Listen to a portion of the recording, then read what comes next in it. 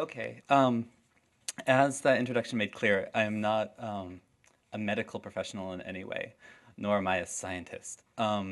Instead, I come from a humanities background and looking at using literary theory and area studies theory to think about culture and how culture deals with and creates context and produces and reproduces itself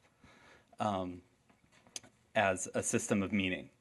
Um, so that makes me different than a lot of the other people that you've been hearing who have been coming at these questions of what is the meaning of disease, what is the social reality of disease, what are the social negotiations involved with dealing with the disease from a kind of you start with the disease and then you see what happens around it kind of way. Well, I come at it from a different way. I want to look at the cultural mores and the social contexts through which that we talk about, know about, think about diseases at all. So in that sense, I want to take apart some of the things that become a subset in epidemiology, right? Where you have like, well, cultural mores too, lead to all these sorts of problems. I want to get into that particular subset of epidemiology and really look at what is the nature of representation, what is the nature of the languages we use to talk about and think about disease and our place within society in relationship to specific diseases. One of the most interesting comments I heard in the past presentations I was hearing was one yesterday by Dr. Cizelski, who talked about fear and the importance of fear. One of the things she talked about in the epidemiology of AIDS is that in the U.S., she diagnosed a certain lessening of fear within certain populations within the U.S. due to advanced methods of treatment that allow people to live longer with AIDS. So her thesis was that fear lessened, and therefore disease, it allowed a certain type of prophylactic function that the fear served to lessen as well, leading to a material rise in infections within certain groups. I thought that was a very interesting and inspiring thing to say, and what I'm interested in is the fact that fear is not a unitary thing to me, just like authoritarianism isn't, or government control isn't, or most anything that any of the categories that we've been talking about as interpretive categories for dealing with disease, so-called subjective ones or culturally determined ones are, again, also not monolithic. That it's not about fear, it's about fears. And so organizing my work on Japanese horror films, I want to look at a specific type of fear in relation to other ways of thinking about fear and see if there can be an ethics of reading fear, an ethics of thinking about fear, and an ethic, and which all revolves around really an ethics of feeling fear. So with that in mind, I want to see some horror movies. And so Japan is an odd place to start in a generalized global context of AIDS because its incidence of infection is extremely low when compared to really anywhere. Their blood donor population was historically clean even when it wasn't regulated, and its infection levels have remained in a percentage-wise compared to someplace like the U.S. much, much, much lower. And the rising rates of infection are nowhere near, for example, China's. But that was surprising for everyone. So what I do want to look at, though, is that because of the low rate of infection, because of some of the special circumstances of the Japanese case, it allows us to see how, because the way that AIDS impacted the public sphere, the way AIDS came to be talked about, followed very different routes than many other places where the infection rates follow the very classic type of epidemiology, such as the one that Dr. Zilski, who I can never remember the name of off the top of my head, outlined for us. It moved in a different way, and that's what I want to focus on, and how that affects how it got turned into a structure of feeling about disease, and a structure through which you felt something about disease or not. So the first thing I want to look at is give you a taste of what kind of movies I'm talking about. This movie is a movie obviously called Infection, or Kansen in Japanese. It came out in 2004, so it's a late part of the genre that I'm tracing. The reason why I'm picking it to look at is because, first of all, it speaks to the internationalization of this idiom of horror. J-horror, as some of you might have read in the pre-readings, is a specific subset within the larger field of the production of horror films in Japan. And it's one that has produced works that have been both distributed in America and remade to great popularity in America, including, I'll get into which ones, but including The Ring, for example, and The Grudge, an upcoming movie called Pulse that's coming out in July.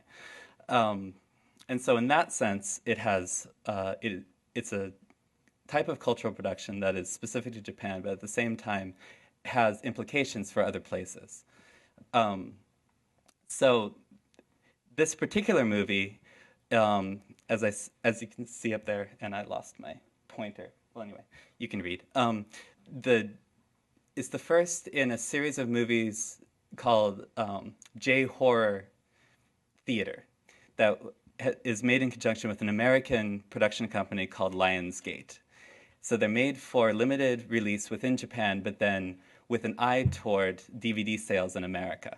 And that is specifically why they're being produced in the way they're being produced. So in other words, you're seeing a codification of a genre, a naming of it retroactively as J-horror, which is not was not what they were, just horror movies when they were first being produced.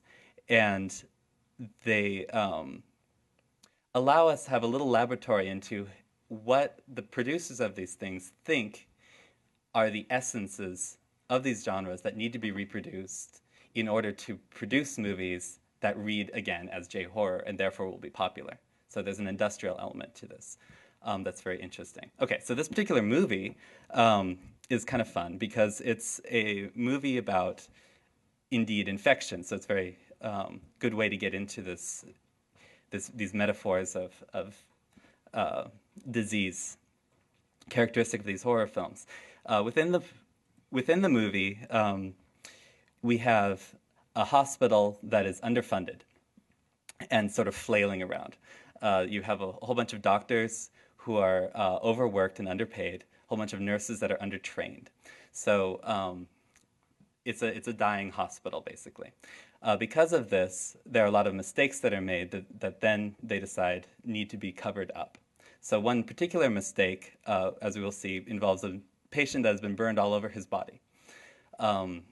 He goes through a cardiac event, and during the course of them responding to the cardiac event is injected with the wrong thing and is killed.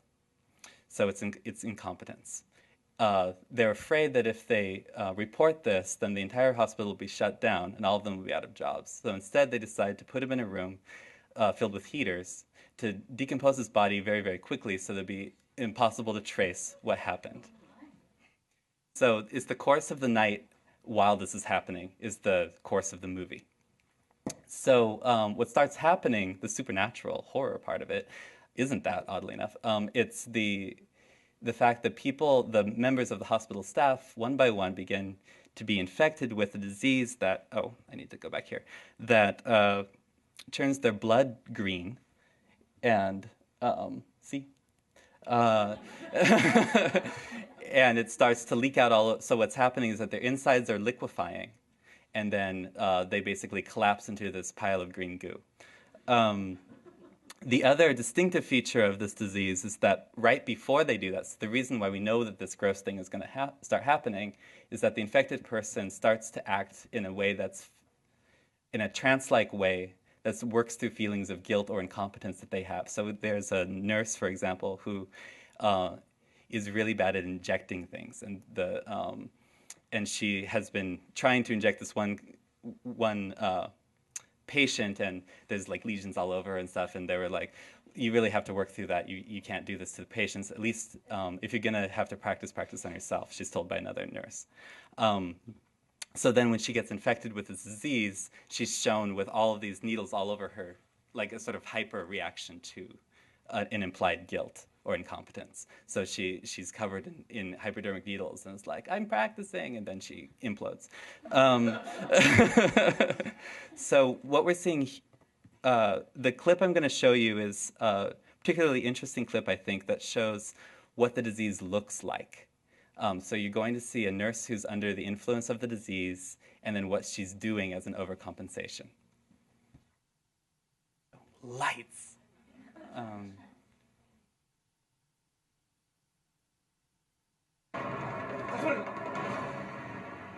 早くここから出よう。私が悪かったんです。あなたの血を汚したのは私です。私の血をどうぞ。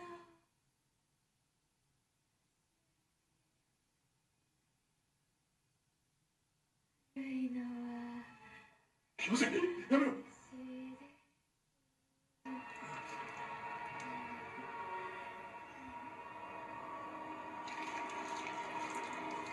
So, if you can't tell, there's green blood taking over the red blood.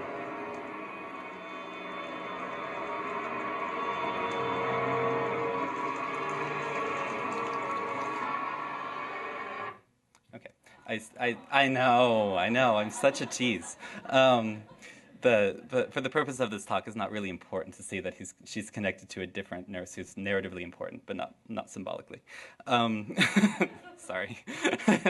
So you have, at one level, this level of representation that shows a very disturbing a mind and body invasion by an outside agent, and then something that is talked about in terms of the exchange of bodily fluids, but also, more importantly, I think, through the exchange of an interior of a body with another interior of a body. And also that the people who are involved in these matrices of exchange have no control over what they're doing. And in this particular narrative becomes an allegory about medical practice that becomes resonant later in my talk, but that's not as distinctive, I don't think, or it's differently distinctive. Not all of them happen in hospitals, for example, but this one happens too. Okay, so what is the nature of the disease, though? And this is where we get into the really distinctive part of what J-horror is talking about. So later on, our hero, doctor, runs out of that room. It's sort of like a haunted house kind of thing. So he sees it, and he's like, oh my God, runs away, and then encounters a senior doctor who he thought was gone. And then we get an explanation of what the nature of the disease actually is. じゃじゃー。若い先生、大変だ、早く逃げないと感染病が蔓延してます。このままじゃ全滅だ。心配するな。全滅はしない。なぜあなただけ平然としてるんです。何か知ってるんですか。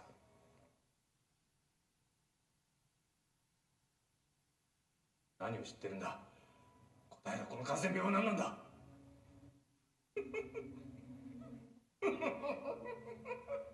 これはあなたがまいたウイルスなのか。自分だけ血清でもって病院中感染していくのを観察したのか。そんなことはしていない。秋葉君、どんな感染ルートをたどったかよく考えろ。どういう意味だ。忘れたのか。君たちが3号室に集まっていた時、私は近くにいた。近くにいたんだよ、秋葉君。決して眠ってなんかいなかった。あった。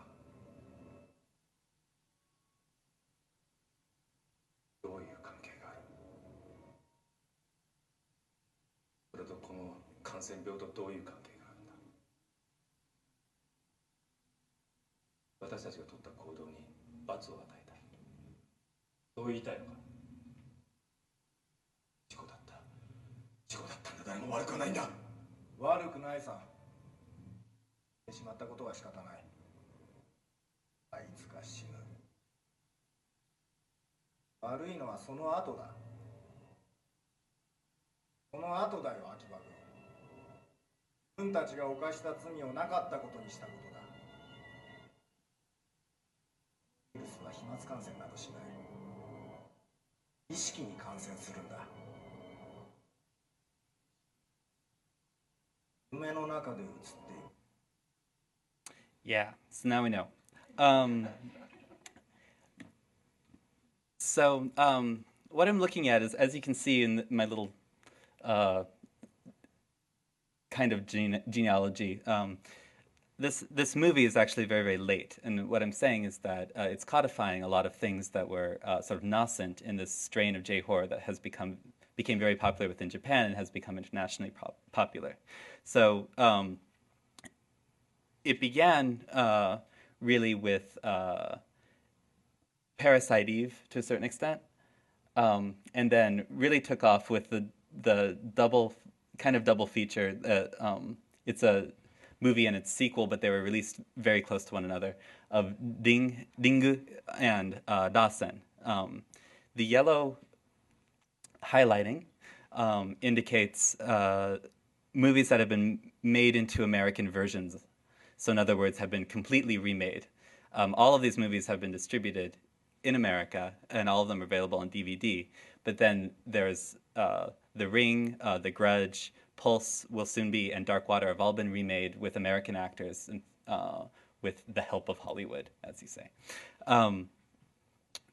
What's interesting to me about these things is that, first of all, the reason why I group them in a specific way has to do with the way that their narratives are structured.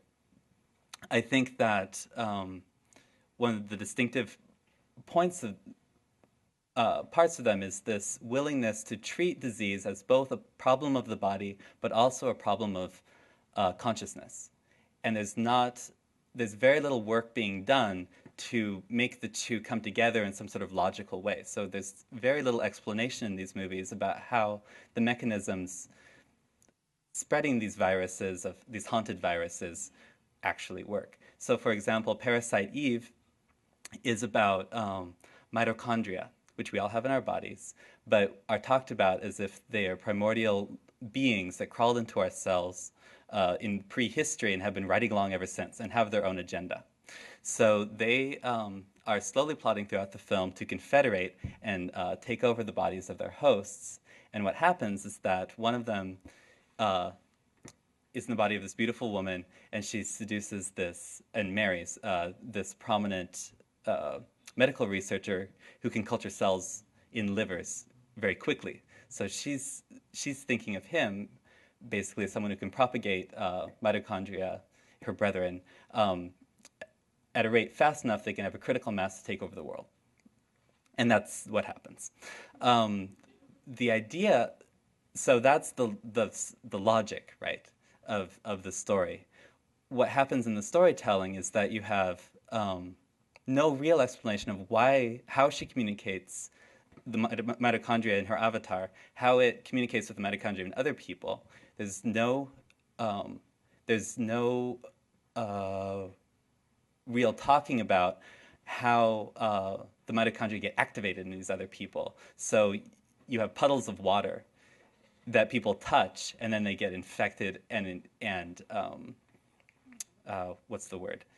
Possessed by this infection, this other consciousness, and their body rebels and has another agenda for them, sort of pushing their humanity out as it goes along.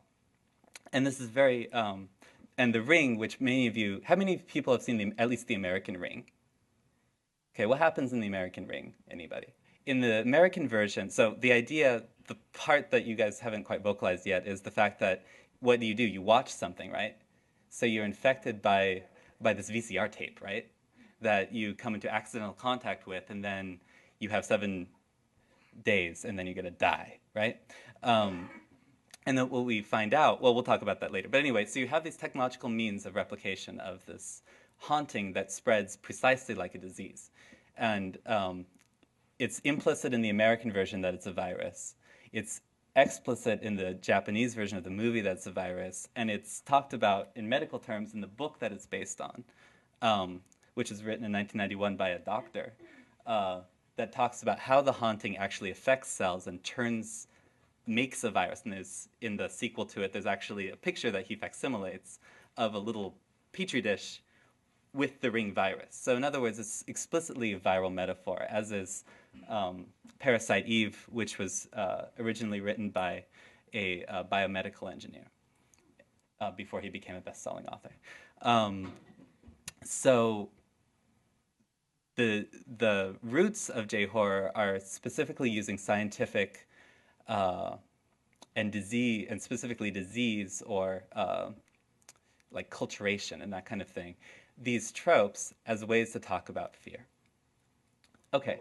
I now want to make a little transition and start talking about what was happening in Japan in the public sphere around the time that these movies started to become extremely popular.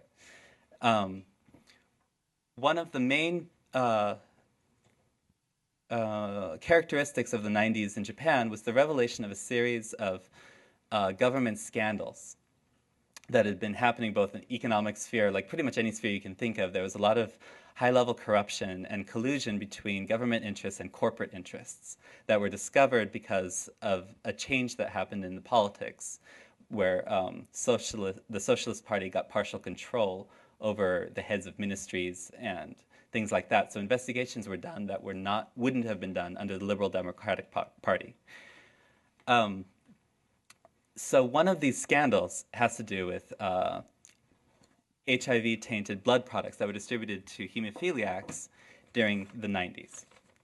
Okay, so what is the deal with that? So hemophiliacs number at about 4,500 to 5,000 in Japan. So they're a fairly small, they're a small group.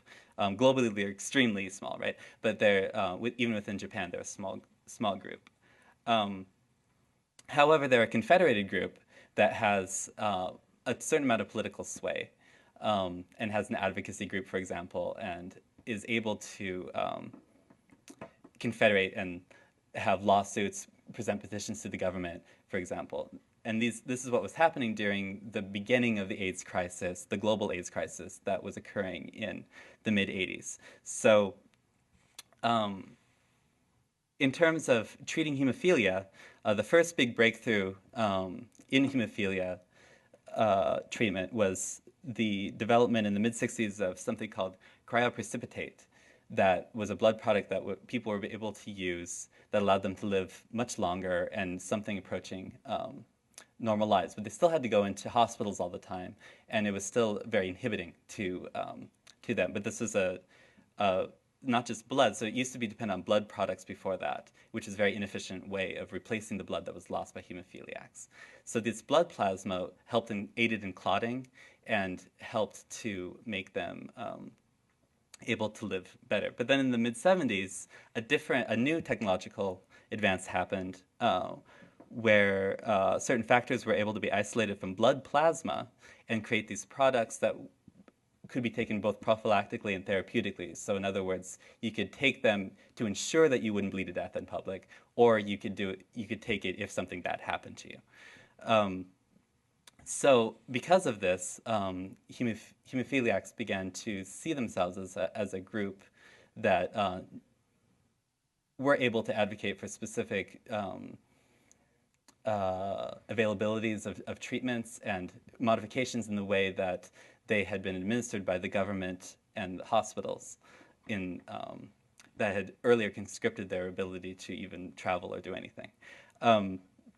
So one of the major things that happened because of this political advocacy is that they became able to purchase their own blood products and keep them in their houses and not have to go into the hospital every time to find them. So this was a big revolution in the daily lives of hemophiliacs, and also upped the consumption of blood products by hemophiliacs to levels that had never been anywhere near where they had been before. Okay, so how are these blood products made? So in Japan, right after the war, the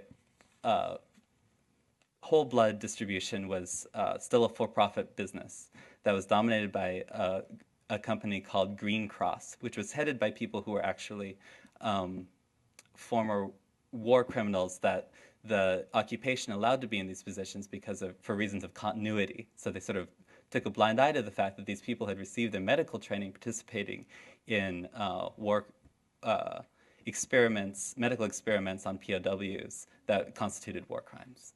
So a lot of these people were still there's still that taint happening when people think about the Green Cross. They were running they dominated in the immediate post-war, so the 50s, the distribution of all blood. Then, with the formation of the Japanese Red Cross, and then later legal developments, whole blood became segregated from that. So whole blood could no longer be a for-profit business for anyone, and it was dominated by the non-profit group, the Japanese Red Cross. However, at the same time that was happening, there was a distinction made between whole blood transfusions, and the distribution of blood plasma, which was classified as a pharmaceutical. So therefore, Green Cross still controlled the distribution and controlled the profits being made from the distribution and selling of blood plasma products. Because of this, during the and the other thing is that there was a disincentive to use domestically produced blood plasma because there was a higher profit margin. But the way that the medical system works in Japan, because it's semi-socialized, the doctors, or the hospitals and the doctors and the pharmaceutical companies all pay different fees and then get reimbursed, right? Under government regulations, you get reimbursed the same amount no matter where you get the blood plasma. But so if you get it from someplace cheaper, you make more money as an medical organization than if you use a higher cost one. So that was sort of the milieu that was occurring when the AIDS crisis suddenly burst on the scene. Because of this, there was a disincentive to use domestic, and therefore now we know cleaner, because the donor pool was cleaner, blood plasma. Instead, they bought it from what is now the Bayer Corporation in America, and then some other pharmaceutical companies in America, who are having their own problems with HIV infection. Because the way the blood plasma is made is that you have a huge donor pool that's all mixed together, and then you get the plasma out of it. So one hemophiliac consuming one plasma product is coming into contact with thousands of people every time. So that makes the infection rate, well, you can see. Yeah, you don't have to be a math major to know that. So you have this. So there was this scandal that happened because one of two. So there's the disincentive to buy domestic blood plasma, and then also the disincentive to buy the newly developed pasteurized blood plasma, which was then being under the process of being shown to be safe. So if you treated it, if you pasteurized it, basically, it would neutralize the HIV that might be in it. But that was a newer technology and obviously more expensive. And so there was a scandal that came to light starting in the early 90s, by which people realized that the Green Cross and the Ministry of Health and Welfare, which shared officials, for example, like officials from one would retire and have positions in the other, had a too cozy relationship, and then therefore were not regulating enough. And therefore were recommending to groups like the advocacy groups for the hemophiliacs that they not petition the government to mandate the distribution of pasteurized blood products, but instead would keep with the unheated ones were fine. They were better, which was, of course, not true. This resulted in the infection of over half of the population of hemophiliacs in Japan. So, and because of the low rates of infections in other areas through what we think of as high-risk groups like drug users and male homosexuals and sex workers and all of that stuff, because those groups were still relatively untouched by the global AIDS crisis, the hemophiliacs also statistically were this huge bulge in the people who were infected with HIV in 90s Japan. So what this resulted in, so that was the sort of late 80s, early 90s milieu. And then what happened is that these lawsuits started, but the legal processes in Japan are notoriously extremely slow, much slower than here. And they were just sort of being clogged in the court systems and moving around until the governmental changes in the mid-90s resulted in internal investigations that uncovered evidence that could be used in those lawsuits, but more importantly, created a media sensation, putting political pressure on the judges involved to actually act as partial advocates for the hemophiliacs. So they came back, and in 1996, as it says up there is both monetary and actual like officials apologizing, that type of compensation as well, that was being awarded, which is something that almost never happens in Japan. That many there are many problems that come to a legal level, but are left unresolved to this day, such as the comfort women issue and issue of Koreans in Japan and Hansen's disease. Many of these things are left unresolved for basically in perpetuity. And so the fact that the hemophiliacs were able to win this very public victory and to expose this huge scandal in the mid-90s was extremely important. Somewhat outside, it's somewhat outsized importance considering the pool of people and the scope of the problem within society. And so people were actually indicted criminally and given jail terms as well, which is like former heads of the Green Cross, which is now defunct. So it brought down a corporation. It indicted these very important people who were basically invulnerable, and became a huge media sensation. So what effects does this have on the way that AIDS is thought about in general in Japan? For one thing, it abetted the already prevalent tendency to think that foreigners and foreign blood and foreign contamination is the natural cause of AIDS, and if we just sort of keep ourselves, clean, then this wouldn't happen. So that means that when you get into talking about high-risk groups, like people who I was going to say use, is that the right word? Who either use drugs or also who cavort with sex workers from all over, or who are homosexuals, are talked about not in terms of their behaviors internally are being specifically high risk, but the fact that their behaviors bring them into contact with foreigners. So you get drugs from foreign people, you get you have international gay communities that have regular tourists going through them, and so contact with Americans and especially Americans, but dirty people. And also internally, many of the sex workers in Japan are not Japanese citizens and are not ethnically Japanese, and so there was a definite coding of them as dirty as well, and an attempt to trace the origin of AIDS to people like this one specific Filipina sex worker, for example.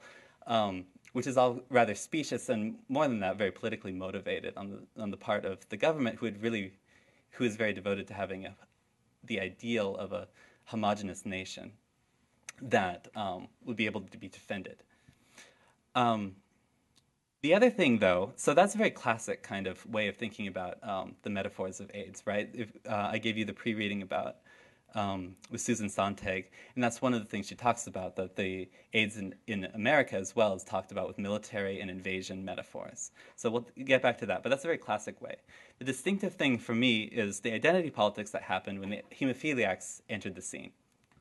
So hemophiliacs became the face of HIV for this reason, and they became it in a specific way. So they have almost no culpability. They have no culpability in terms of they did something and then there was supposedly no risk in anything that they did.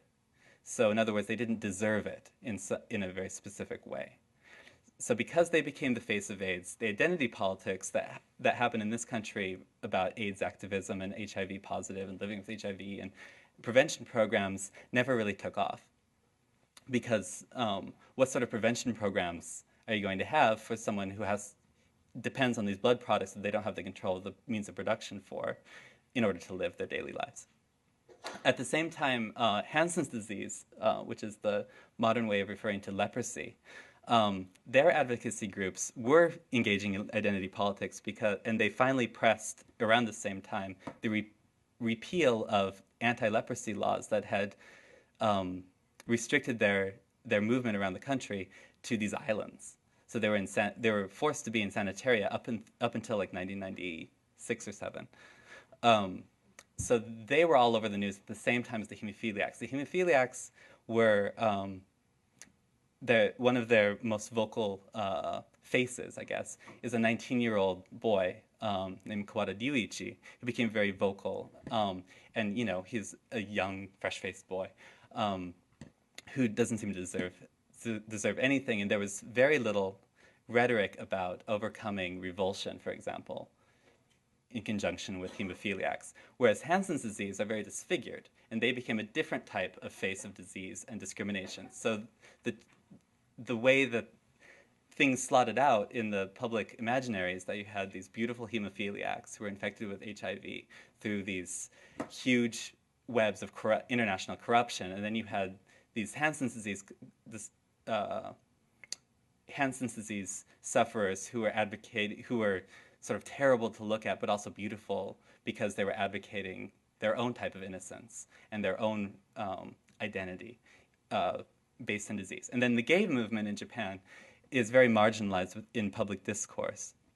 And so on the one hand, you have spectacularized representations of gay entertainers and things like that in the media, but the political movement is, while there, is shunted to the side of mainstream society, and also identified with the American movement. So the people who are politically active in the gay movement in Japan are seen to have close ties to like international movements for gay rights, and so therefore are tainted in this specific way and are not considered to be, not talked about in terms of their Japaneseness. They're talked about in terms of their rights, just like resident Koreans and people like that are. So in other words, they fulfilled, in relation to AIDS, a completely different force than we think about, rhetorics of inclusion having to do with these so-called high-risk groups. So what? So now I have to bring the two things together, right? We have horror movies speaking in a specific way. We have a public arena that is structured in a specific way. How do we read one and get at the other? So one of the ways that I want to talk about to propose is metaphor. Susan Sontag talks about the importance of any kind of metaphor in thinking about anything. That's where she comes from. So the way that we relate to anything involves a displacement of representation. So the way I think about water has to do with its metaphorical import having to do with cooling, or maybe any sort of associations that you want, and those are all culturally determined and something that you can pull apart. Her intervention into the metaphor of AIDS and the metaphors of disease have to do with what she thinks are harmful metaphors deployed in relation to AIDS. So when you talk about AIDS, you have to go through these metaphors, and that has impeded our ability to think outside of the metaphors and think of other ways of dealing with them as a society. So that she calls this reading against interpretation. So everybody interprets in order to think, but sometimes you have to resist those ways of thinking, those ways of meaning making, in order to make new meanings, is her point. And I find that very practical and very inspiring, really, in terms of how to think about how cultural representation relates to the day-to-day lives of people. But I also find it a little bit limiting in the sense that she sets out, you have a unitary metaphor, then you have a unitary signified, and how they relate to each other is just like this, right? And then you can slot them away and then replace it with something else, but it's not a system. So I want to be able to, these horror movies, I think, are a chain of signification that add up to something that we call in my biz, a trope, which is a chain of symbols that interact and become a larger symbol, right? Um, but how do you get at not just reading a symbol and its internal logic, but also its referentiality to the outside? Sometimes it's very hidden and is not as straightforward as the infection movie, for example, which is a surprisingly one-to-one type of correlation. So I want to talk about, just briefly introduce, so the ideas and the political consciousness of the metaphor, to expand it and to complexify it with the idea of the anagram, which the linguist Ferdinand de Saussure developed in his work, actually talking about like ancient Indian poetry, and he would look at them and see that there was repeated vowel sounds, and if you put them together, they'd be names of gods. And whether that's true or not is sort of beside the point for me, since that's not my thing. But the idea that you have a hidden code within something that seems straightforwardly about something else, I think is very useful in terms of complex systems like movies or like novels or intertexts, so movies that are based on novels, novels that refer to other novels. And of course, beyond that, movies and types of fictional production that refer to and take on meanings from the non-fictional world.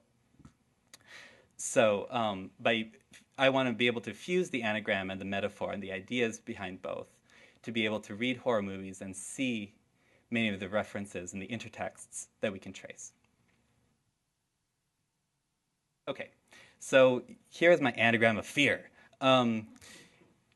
J-horror and its relationship to disease seems to fall into some different types of pattern. First, you have a sort of subset of infection.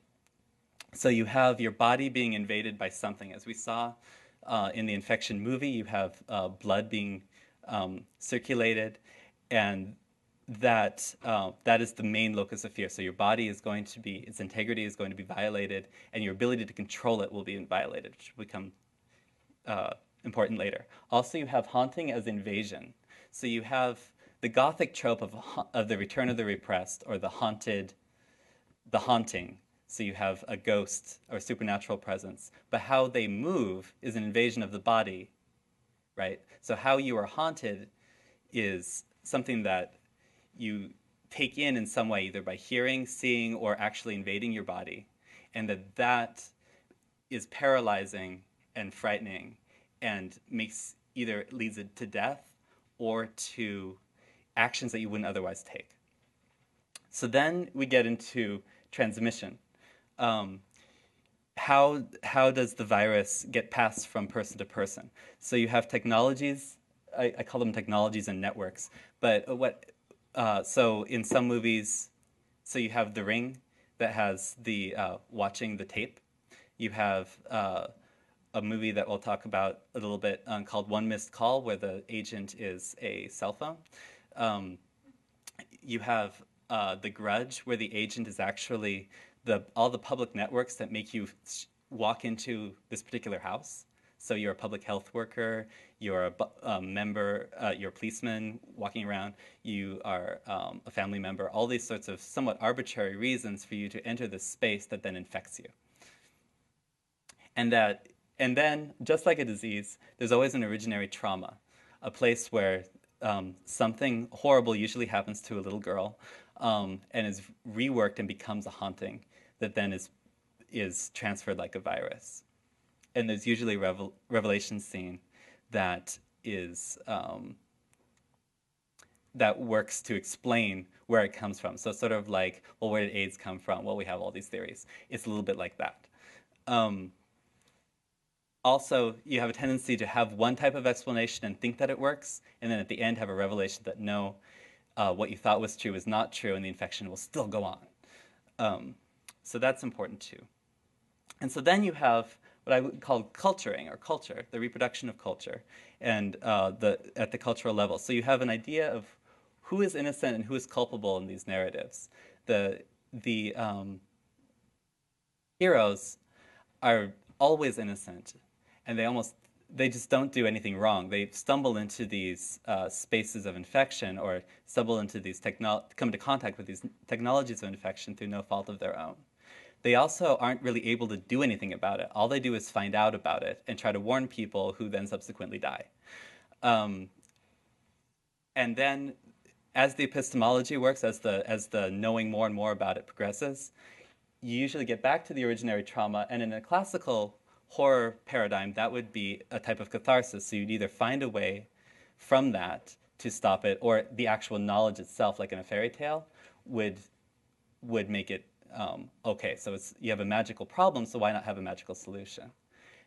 What happens, though, is that you have this revelation. We all know why, kind of, these things, where it came from, and yet it's still then is shown going on.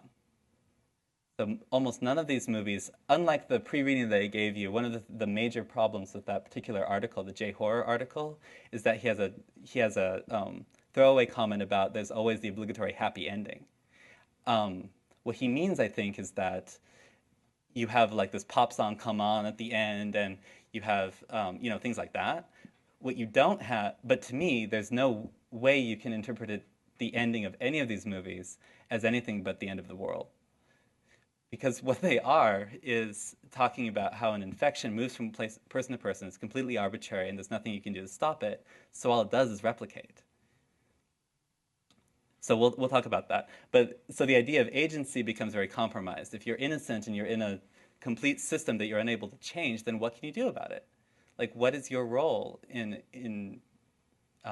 this world, and in this milieu of invasion and bodily compromise? And so, of course, then we get to the end of the world. So how much time do I have left? Like, I can't read the clock.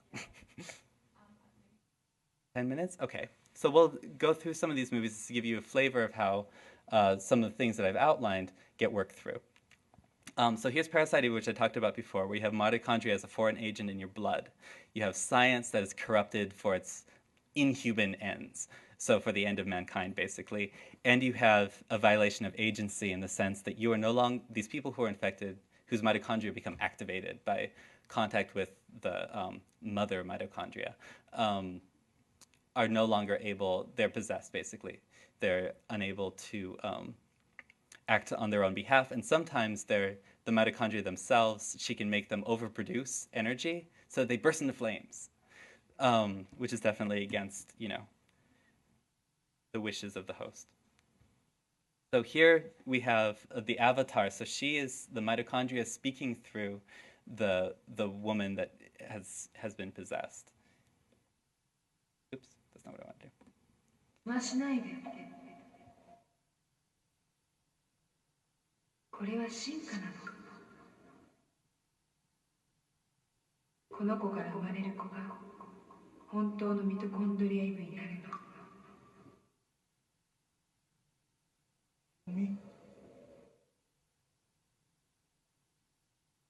もういないのか。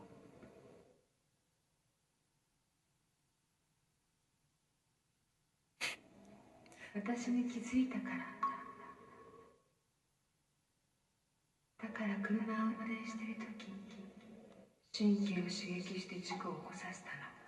So that's how she took over the body, by instigating a car crash. でもよかったわ。あなたは思った通り、私を培養してくれた。その上素敵な子宮も手に入った。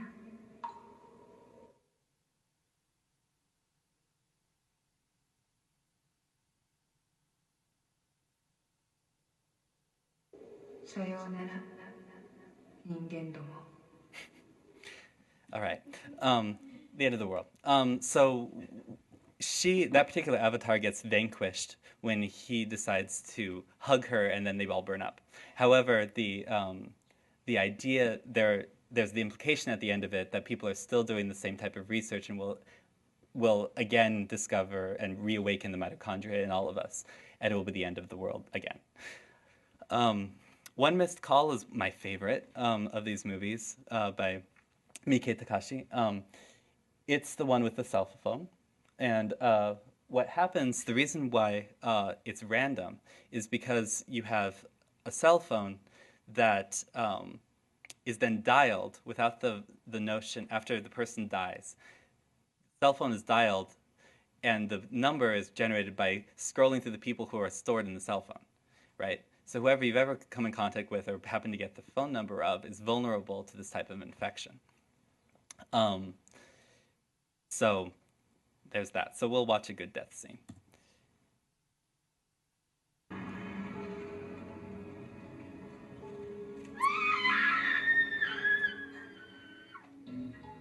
Yoko?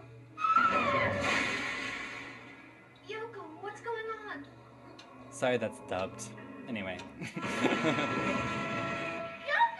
Yoko!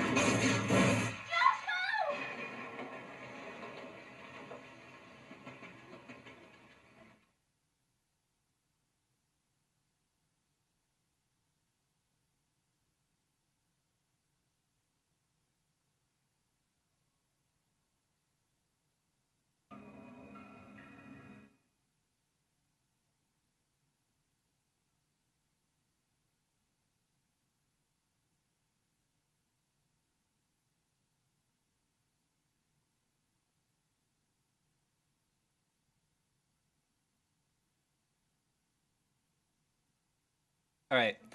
Well, as you can see, there's not a lot of agency going on with the control of the body there, with the disembodied hand. And then this is the ring, which is one of my last clips, which, as we've talked about, is the what we find out through our epistemology is that the solution to this viral infection is that you have to show someone else within the 7 days, the infected film. Then they get infected, but your infection is magically solved. This means that you have a type of solving, right? But at the same time, it's still talking about the end of the world. So here's the end of the Japanese version, which differs a bit from the American ending. Oops.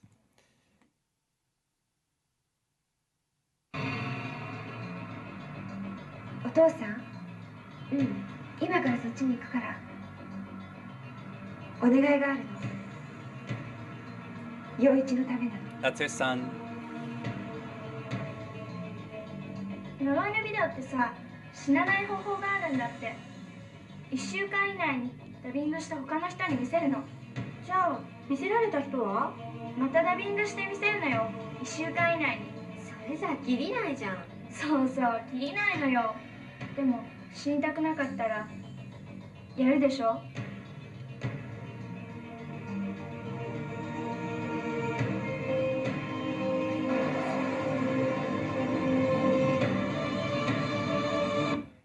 So you can see the gathering storms. That's actually how that's the last lines in the novel as well, end with the storm clouds gathering above her. This one's very interesting because instead of being a generalized apocalypse where everyone dies, you have instead a population of endlessly infected people, right? So it's very clear kind of parallel with HIV with a little bit of the culpability built into it because you have to show it to someone else, but that the social relations that facilitate that are not coded in any way. They can be any social relation or an arbitrary one or a stranger. So, what's up with that? So, I've talked a lot about metaphor and meaning. So, what are the ethics of types of fear? So these are types of fears that absolve the person who is fearful, right? You have a fear of being embedded in an international and corporatist world in which you have no control over the production of anything that you consume into your body. And therefore, it's both extremely frightening, yet oddly comforting in a fatalist kind of way. Because what can you do? How no one can ever point at you and say that you did something wrong or that you have any control over these things that are happening to you. Which leads me to what I briefly touched on with the hemophiliacs as the face of AIDS within Japan, which has created the idea that you have these saints who are, through no fault of their own, target population for all of these social ills that are converging upon them that HIV is the precipitate of. So then you have, it also becomes a way of thinking about transnational transmission. So they're being remade all the time. So I'd like to take this opportunity to think about why this particular Japanese formation would be popular here. Do we have resonances here with these types of fears and how they relate to our regulation of our own bodies and what that would mean? And also the idea of international systems and foreign agents. So these are narratives about foreign agents being introduced into your blood, which obviously can be extrapolated very quickly into a national metaphor for policies of expulsion and things like that, which indeed there's a rightward turn in Japan that is fostering some of these ideas, the ideas that foreigners are infectious. And then my favorite part, which is the pleasures of contemplating the apocalypse. And I think this actually has the most political edge to it. So when I talk about the viral sublime, what the sublime means is contemplating something that's so much larger than you that it takes you out of your own humanity and then puts you back into it. So in other words, the classical sublime is looking at something like a landscape, which is so awesome and so inhuman that it becomes a pleasure it becomes a fearful type of pleasure, which is how Kant talks about it. So you reach the edge of your humanity and then are thrown back into it and becomes a way of thinking about transcendence. In the viral sublime, what you're being brought up against are these networks of viral transmission that will that you have no control over, and there's no way to really stop in any definitive kind of way. And so the other trope that happens in these movies is the idea of the ordinary being mixed with the extraordinary. So you have these ordinary lives that are filmed in extremely dismal kind of ways. If you ever watched The Ring, it's dominated by grays and really boring scenes. The things that aren't boring in these movies are these moments of bodily problematic, or these talking about the metaphors of what's really happening underneath the calm surface, dreary surface, and perhaps miserable surface of your daily life. So in other words, like in Dark Water, if you've seen either the American remake, or it's true of both, that you have water dripping down in this horrible tenement building that she's forced to move into, and that the only real color in that movie is the talisman of horror, which is this haunted purse, which is bright red. And so it's the only red that's in it. And so then you get into what are the ethics of this type of fear? What are the ethics implied in this type of fear? One of the problems that epidemiologists talking about Japan have talked about is a complacency about AIDS prevention methods within Japan. So they take surveys and nobody's using condoms, for example, or very, very, very low percentages of people are using condoms. Yet infection rates are still, even though they're still low, are actually going up, especially in the heterosexual population.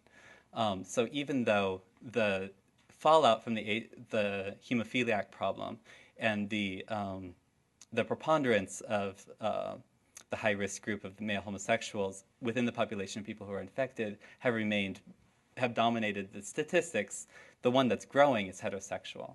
And so epidemiologists are talking about how, for some reason, in Japan, people are extremely complacent about their day-to-day lives in relationship to preventing disease. And I think that it's related to the types of fears and the type of talking about fear that I see also working in these movies.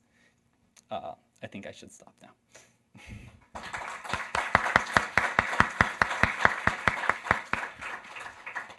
I was just wondering, do you think that the genre of the movies is a direct result of the cultural significance of Japan, in which to boldly denounce or to boldly attack certain concepts is not considered proper? So they use the medium of entertainment as displacing some of their political unrest. No. I don't think that. I think that all cultures everywhere deal with political problems through their mass culture. I think we do.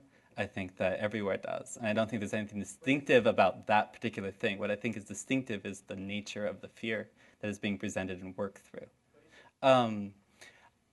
I think that has to do again with the distinctiveness not of the Japanese predilection toward indirection, which I think is a myth, but rather the nature of what how HIV, this particular fear of disease, and how it emerged into the scene. So people weren't fearful about things that we were fearful of, like the wrong sexual partner or that kind of thing, just as long as they kept themselves domestic. There was that idea.